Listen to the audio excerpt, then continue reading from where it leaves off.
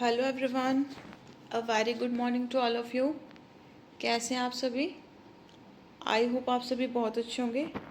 So students, in this video we will cover topics from chapter 1 that is introduction of class 11th book microeconomics. So let's see which topics we will cover today in this video.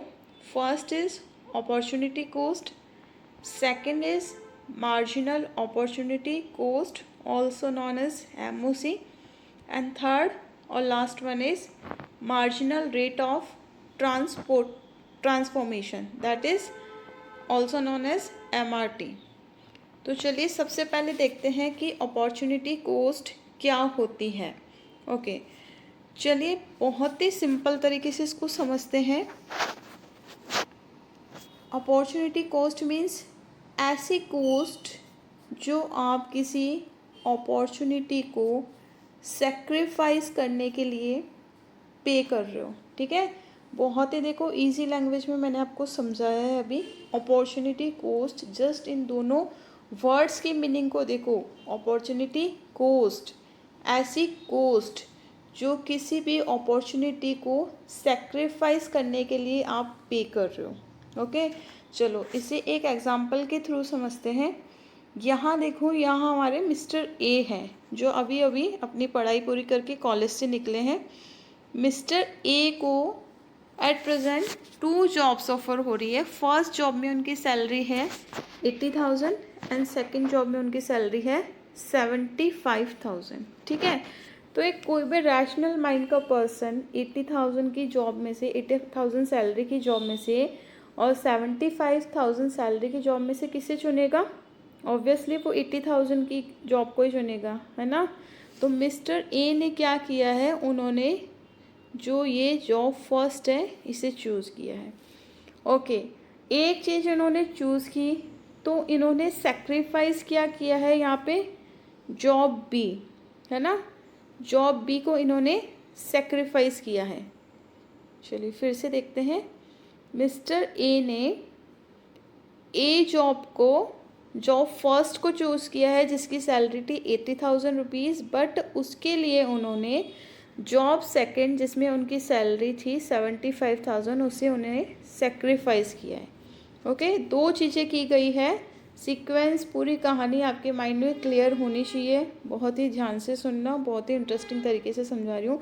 Mister A जिन्हें 2 job offer हुई थी 80,000 salary पे और 75,000 salary पे, उसमें से उन्होंने 80,000 salary की जॉब को चूज़ किया और सेक्रीफाइस क्या किया है उन्होंने, जहाँ उनकी सैलरी थी 75,000. ओके, तो मिस्टर ए के लिए इस केस में अपॉर्चुनिटी कोस्ट क्या है? Cost of sacrificing the next best alternate. ठीक है, अगर वो 80,000 की जॉब नहीं करते तो वो कौन सी जॉब करते हैं? उनके लिए नेक्स्ट बेस्ट ऑल्टरनेटिव क्या था इसमें? 75,000 की जॉब करना, है ना. लेकिन उन्होंने उसे सेक्रीफाइस किया है, तो दैट्स वाई यहाँ पे मिस्टर ए की अपॉर्चुनिटी कोस्ट क्या है? Cost of sacrifice the next best alternative. Okay, so the opportunity cost of Mr. A is 75,000. समझ में आया? चलो यहाँ पर तो 2 ऑल्टरनेटिव थे, इसे एक और एग्जाम्पल के थ्रू समझते हैं. ये देखिए, यहाँ पर हमारे मिस्टर एक्स हैं जो कि एक फार्मर है. इनके पास एक लैंड है. उस लैंड पर अगर ये वीट की खेती करेंगे, अगर ये गेहूँ उगाएंगे तो उन्हें 10,000 रुपये का आउटपुट या यील्ड रिसीव होगा. अगर ये ग्रेम्स यानी कि दालें उगाएंगे तो इन्हें 9,500 रुपये का आउटपुट रिसीव होगा. और अगर ये उस पर राइस या चावल उगाते हैं तो इन्हें 8,000 रुपये मिलेंगे. ठीक है, तो ऑब्वियसली मिस्टर एक्स है या उनकी जगह कोई भी मिस्टर या मिसेस हो तो वो कौन से ऑप्शन को चूज़ करेंगे? They will choose first option, जहाँ पर उन्हें सबसे ज़्यादा आउटपुट हो रहा है ना. वीट की खेती करना, गेहूं की खेती करना वो चुनेंगे. तो इसी तरीके से मिस्टर एक्स ने भी क्या चूज़ किया है कि वो यहाँ पर वीट की खेती करेंगे। ओके, वीट की खेती अगर सपोज करो बाय चांस ना कर पाए तो वो ग्राम में से और राइस में से किसकी खेती करेंगे? वो करेंगे ग्राम्स की खेती, है ना। अगर किसी वजह से वो वीट की खेती ना कर पाए तो इन दोनों में से बेस्ट ऑल्टरनेट कौन सा है उनके लिए? इन दोनों में से बेस्ट ऑल्टरनेट है ग्रेम्स की खेती करना, है ना, दालों की खेती करना, जहाँ से कि उन्हें आउटपुट कितना मिल रहा है? 9,500 रुपये। ओके, तो इन 9,500 रुपये को उन्होंने सेक्रीफाइस किया है किसके पीछे? गेहूं की 10,000 की खेती के पीछे उन्होंने इस 9,500 रुपये को सेक्रीफाइस किया है। तो ये जो नेक्स्ट बेस्ट ऑल्टरनेटिव यहाँ पे मिस्टर एक्स ने सेक्रीफाइस किया है, इसी 9,500 रुपये को अपॉर्चुनिटी कॉस्ट बोला गया है मिस्टर एक्स के लिए। समझ में आया? यहाँ पर 3 ऑल्टरनेट्स थे उनके लिए, ठीक है। तो 3 में से उन्होंने वो चुना है जहाँ से उन्हें सबसे ज़्यादा आउटपुट रिसीव होगा। लेकिन जो बेस्ट नेक्स्ट सेकंड ऑल्टरनेटिव है, अगर वो ये नहीं चुनते तो इन दोनों में से एक चीज़ तो उन्हें चुननी ही थी ना।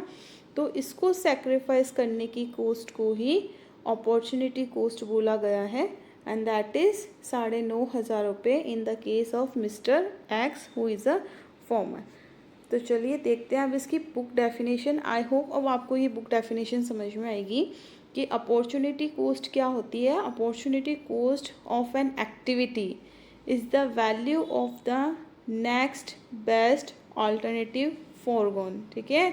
आपने जो नेक्स्ट बेस्ट ऑल्टरनेटिव को सेक्रीफाइस किया है, उस सेक्रीफाइस की कॉस्ट को ही अपॉर्चुनिटी कॉस्ट कहा जाता है। तो आई होप आप सभी को अपॉर्चुनिटी कॉस्ट क्या होती है ये अच्छे से समझ में आई होगी। देखो बच्चों, एक सजेशन मैं आपको देना चाहूँगी कि ये जो भी मैं नोट्स बना रही हूँ, ये एग्जांपल्स मैं आप लोगों के लिए लिख रही हूँ, बहुत ही इजी एग्जांपल्स है ये। तो आप इन्हें अपनी नोटबुक में नोट डाउन करें, क्योंकि जब चीज़ें आप नोटबुक में लिखते हो तो वो ना कि ओनली आपकी नोटबुक पे लिखी जाती है, वो आपके माइंड में भी लिखी जाती है। और किसी भी चीज़ को पहले आप एग्जाम्पल से कोरिलेट किया करो, उसकी अपने माइंड में एक पिक्चर बनाया करो, चीज़ों को उनके टर्म से ही एक्सप्लेन करने की कोशिश किया करो, फिर उसके बुक मीनिंग पे या बुक डेफिनेशन पे आया करो। तो आप चीज़ों को बहुत ही इजीली तरीके से कोरिलेट करके समझ पाओगे। चलिए आगे देखते हैं मार्जिनल अपॉर्चुनिटी कॉस्ट। तो चलो अब इन तीनों वर्ड्स का पहले सिंपल सा मीनिंग समझते हैं जो कि हमें अभी तक आता है। देखो, इकोनॉमिक्स में मार्जिनल का मतलब होता है एक्स्ट्रा या एडिशनल। ओके, अपॉर्चुनिटी कॉस्ट को अभी अभी हम समझ कर आए हैं कि अपॉर्चुनिटी कॉस्ट क्या होती है? Sacrificed cost of the next best alternative, है ना। जो भी नेक्स्ट बेस्ट ऑल्टरनेटिव हमने सेक्रीफाइस किया है उसकी कॉस्ट को अपॉर्चुनिटी कॉस्ट बोला जा रहा है। तो देखो, as per the given term हम एमओसी का मतलब क्या समझ रहे हैं कि एक एक्स्ट्रा या एक एडिशनल यूनिट को लगाने से हमारी जो सेक्रीफाइस कॉस्ट है वो क्या होगी, ठीक है। एक एक्स्ट्रा या एक एडिशनल यूनिट की प्रोडक्शन से हमारी सेक्रीफाइस कॉस्ट पे क्या फ़र्क आएगा, या हमारी सेक्रीफाइस कॉस्ट क्या होगी एक एक्स्ट्रा यूनिट को प्रोड्यूस करने के लिए, that is marginal opportunity cost, that is MOC। मैं एक बार फिर से रिपीट करती हूँ कि किसी भी एक एक्स्ट्रा या एक एडिशनल यूनिट को प्रोड्यूस करने के लिए मेरी अपॉर्चुनिटी कॉस्ट क्या होगी या मेरी सेक्रीफाइसिंग कॉस्ट क्या होगी, that is marginal opportunity cost. Okay, तो चलो इसे एक एग्जांपल के थ्रू समझते हैं। देखो, यहाँ पर प्रोडक्शन पॉसिबिलिटीज़ के कॉम्बिनेशन दे रखे हैं ABCD and F। वीट जिसका कि प्रोडक्शन है लाख टन्स में, और टैंक्स जिसका कि प्रोडक्शन है थाउजेंड्स में। चलिए अब इसे देखना, जब ज़ीरो वीट प्रोड्यूस किया जा रहा है तो कितने टैंक्स प्रोड्यूस हो रहे हैं? 15। ये देखो, वैसे लाख एंड थाउजेंड्स में है, बट सिंपली मैं ऐसे आपको 0, 15, 1, 14 इसी तरीके से बोलूँगी ताकि हमें समझने में आसानी रहे। तो देखो, जब 0 व्हीट प्रोड्यूस किए जा रहे हैं तो कितने टैंक्स प्रोड्यूस किए जा रहे हैं? 15, ठीक है। 0 की जगह 1 व्हीट प्रोड्यूस किया तो टैंक्स की क्वांटिटी कितनी रिड्यूस हो गई? 14, है ना। वहाँ पर 1 यूनिट का सेक्रीफाइस हो गया है, ठीक है। देखना इसे ध्यान से, ये 1 यूनिट का सेक्रीफाइस कौन सा है? ये देखो, ये 1 यूनिट का यहाँ पे सेक्रीफाइस हो गया है, जैसे ही यहाँ पे 1 यूनिट का गेन हुआ, ठीक है। चलो अब फिर से देखना, वेट की यूनिट 1 से 2 हो गई है, तो टैंक्स की यूनिट कितनी रिड्यूस हो गई है? 14 से 12, ठीक है। It means 1 unit extra wheat को प्रोड्यूस करने के लिए यहाँ पे कितने यूनिट टैंक्स के प्रोडक्शन को सेक्रीफाइस किया जा रहा है? 2 यूनिट्स के, ओके। फिर से देखना, 2 से 3 यूनिट्स प्रोडक्शन को इंक्रीज़ किया गया है, वीट के प्रोडक्शन को, लेकिन 2 से 3 इसका प्रोडक्शन इंक्रीज़ हुआ तो टैंक्स का प्रोडक्शन कितना डिक्रीज़ हो जाएगा? By 3 units, okay. चलो फिर से देखना एक बार, यहाँ देखिए वीट का प्रोडक्शन 3 से 4 यूनिट पे आ गया, राइट। तो टैंक्स का प्रोडक्शन कितना रिड्यूस हो गया? 4 यूनिट्स, 9 - 5, ओके।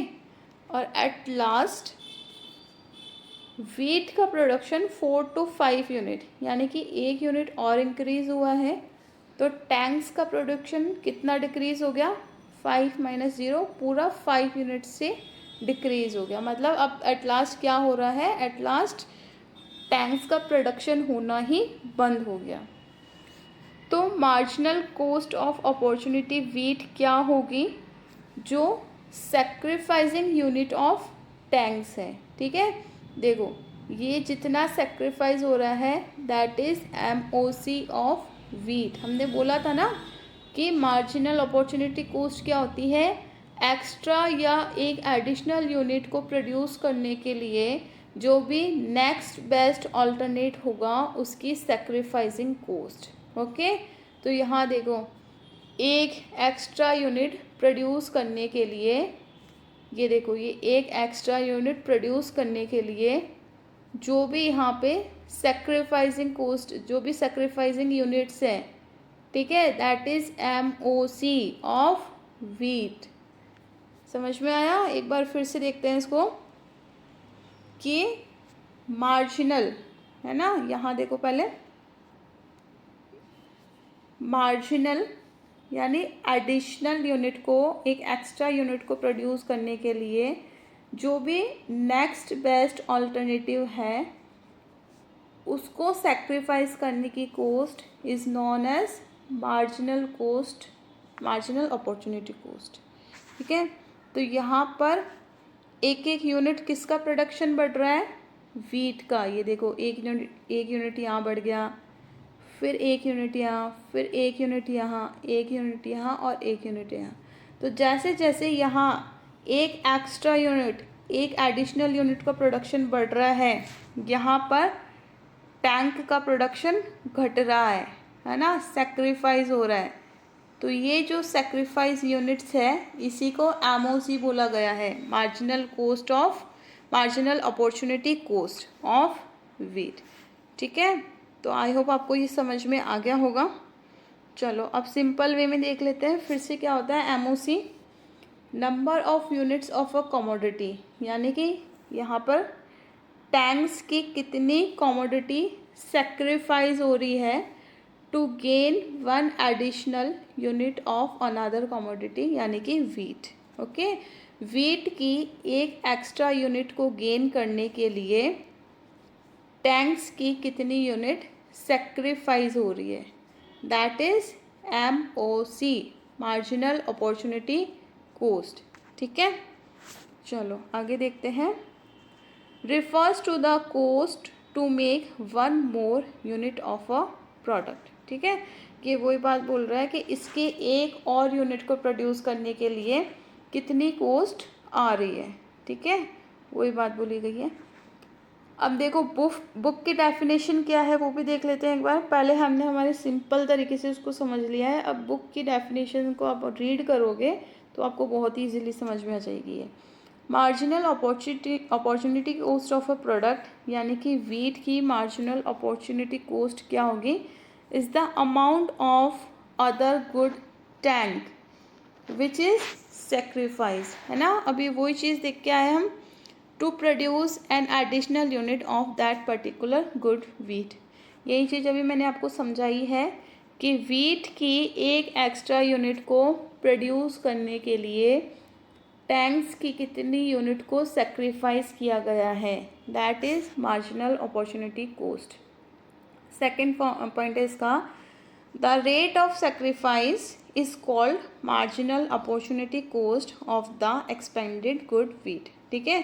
वीट की मार्जिनल अपॉर्चुनिटी कॉस्ट किसको कहा जाएगा, रेट ऑफ सेक्रीफाइस।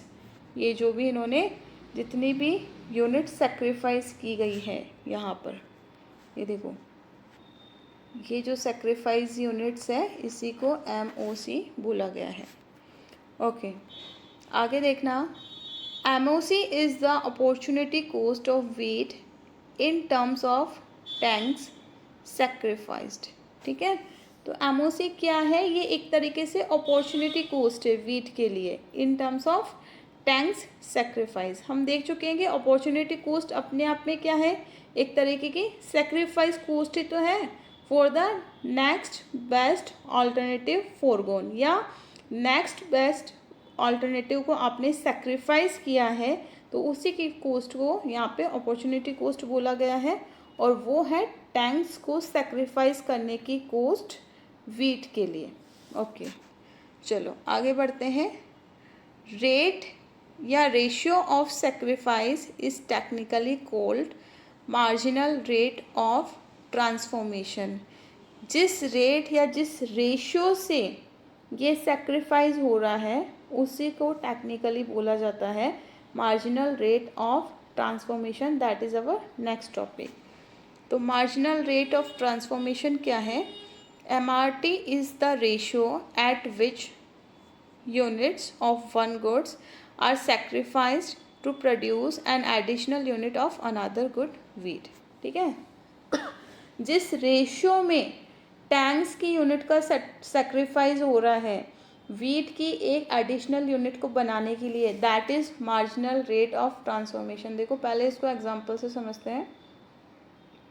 ये देखो, एक एक्स्ट्रा यूनिट बनाने के लिए एक यूनिट का सेक्रीफाइस किया गया है। तो रेशियो हम कैसे निकालते हैं, सिंपल टर्म्स में भी रेशियो हम डिवाइड करके ही निकालते हैं ना। अगर दो चीज़ों के बीच में हमें रेशियो फाइंड आउट करना है, लाइक सपोज करो मेरी एज 30 है और मेरी डॉटर की एज 15 है, तो मैं उसका रेशियो कैसे निकालूंगी, 13 डिवाइड बाय 15, है ना, मीन्स 1:2।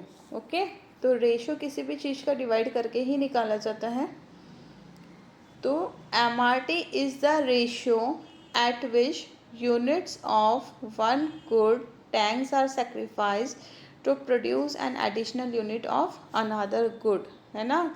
किस रेशियो में टैंक्स को सेक्रीफाइस किया जा रहा है वीट की एक एडिशनल यूनिट को फॉर्म करने के लिए, that is known as MRT। उसी को मार्जिनल रेट ऑफ ट्रांसपोर्टेशन बोला जाता है। अब देखो इसका एक फॉर्मूला है इसे फाइंड आउट करने का, वो क्या है, MRT equals to unit of one good sacrificed upon unit of other goods gain. यहाँ पे हमारे केस में सेक्रीफाइड गुड्स कौन सा है, टैंक है, और गेन गुड कौन सा है, वीट है। ये जो साइन होता है ना इसको बोलते हैं चेंज। ओके, तो हम ऐसे भी बोल सकते हैं MRT equals to change in units sacrificed upon change in units gain. ठीक है, समझ में आया आपको, ये फॉर्मूला अपने दिमाग में रखना, देखना भी इसको सॉल्व करते हैं। तो मैंने यहाँ पे वही प्रीवियस एग्जांपल लिया है, वहाँ पर हम कैलकुलेट कर रहे थे MOC, यहाँ पे हम कैलकुलेट करेंगे MRT।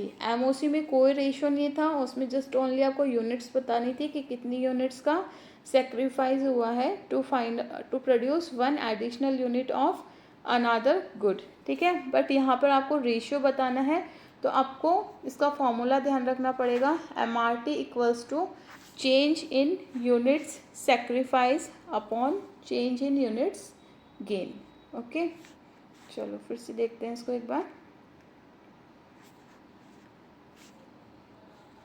ओके, ये फॉर्मूला आपको ध्यान में रखना होगा। तो देखो, सबसे पहले ये है, सबसे पहले वीट का प्रोडक्शन कुछ भी नहीं हो रहा है फर्स्ट लेवल में। ओके, फर्स्ट कॉम्बिनेशन में वीट का प्रोडक्शन हो ही नहीं रहा है और टैंक्स 15 टैंक्स प्रोड्यूस किए जा रहे हैं। तो यहाँ का जो MRT है वो अनडिफाइंड होगा। ओके, क्योंकि वीट का कुछ प्रोडक्शन ही नहीं है। बट सेकंड कॉम्बिनेशन में आप देखो कि वीट कितने प्रोड्यूस किए जा रहे हैं, 1। वीट का प्रोडक्शन 1 यूनिट से इंक्रीज हो चुका है अब। ओके, और टैंक्स का जो प्रोडक्शन है वो कितना रिड्यूस हो गया है, 1 यूनिट। तो इसमें कितना चेंज हुआ है बताओ जरा। चेंज यूनिट्स ऑफ सेक्रीफाइस्ड कितनी है, 1, एंड चेंज यूनिट्स गेन कितनी है, 1।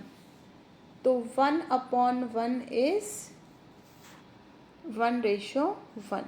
ठीक है, एक एक यूनिट का चेंज हुआ है दोनों में, तो यहाँ का MRT कितना होगा, 1:1। ओके, आगे देखो, यहाँ पर जो है मैं इसे लिख देती हूँ T for tank and V for wheat.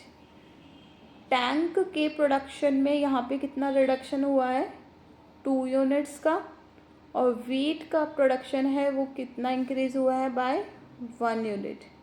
ठीक है, तो फॉर्मूला हमने देखा था कि change in sacrifice unit upon change in gained unit. तो सेक्रीफाइस कितना है यहाँ पे, 2, और गेन कितना है, 1। तो MRT क्या आ जाएगा यहाँ पर, 2:1। ओके, चलो आगे देखना।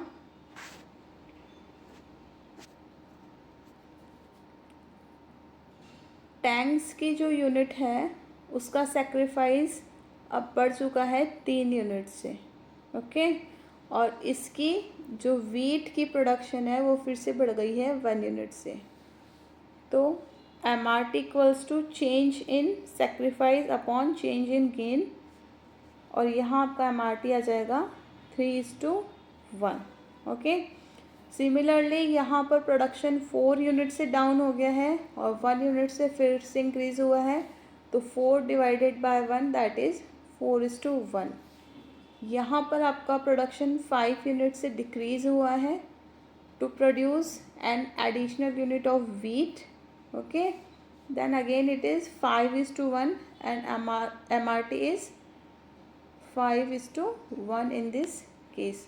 तो आई होप आपको ये वीडियो अच्छा लगा होगा और ये सारे टॉपिक्स आपको समझ में आ गए होंगे। फिर से मैं आपको ये सजेशन देना चाहूँगी कि इन चीज़ों को अपनी नोटबुक में आप कॉपी करो, क्योंकि जब नोटबुक में लिखोगे तो चीज़ें सिर्फ नोटबुक पे ही नहीं लिखी जाएगी, वो आपके माइंड में भी लिखी जाएगी, और at the time of exam that will be very helpful for you, क्योंकि एग्ज़ाम के टाइम में सिर्फ अपने ही नोट से पढ़ा हुआ समझ में आता है, दूसरे के नोट से नहीं।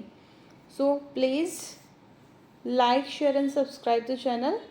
Thank you so much.